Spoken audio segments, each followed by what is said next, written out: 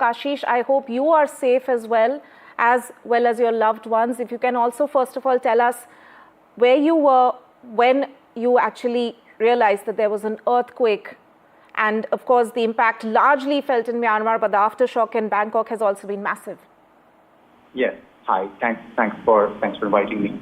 I was in one of the high-rise buildings, so it was around 29th floor where I was, and as soon as the jolt started, the building was shaking very violently. It shook for around 1 minute, 1.5 minutes.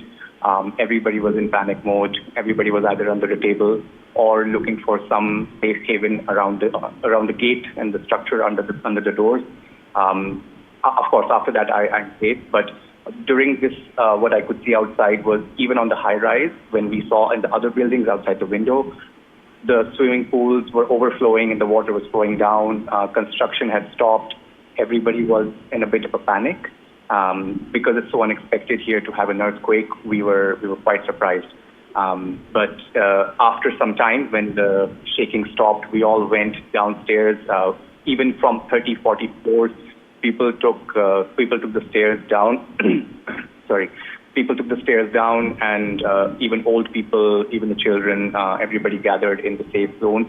The building authorities and the local authorities were very helpful. They guided us to the right places. People helped each other, even in panic. I think there was definitely camaraderie and bravery that we could see despite the panic. And after a few hours, which we had to stay, and we were told to stay to wait to make sure there's no aftershock.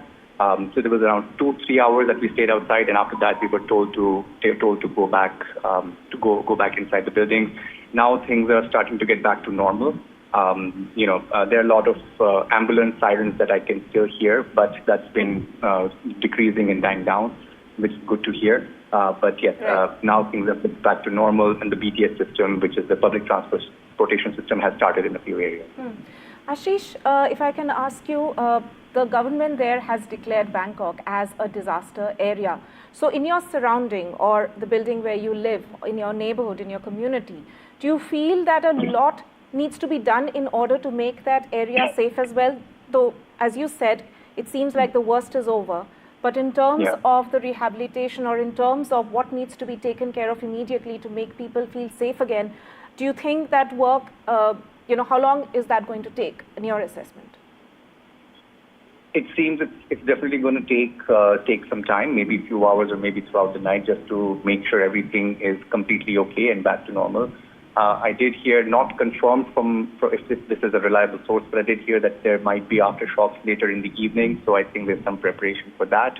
But otherwise, the authorities are quite active, and I think they just need to make sure everybody feels safe, and the communication, which is already good, but just needs to come through a bit more.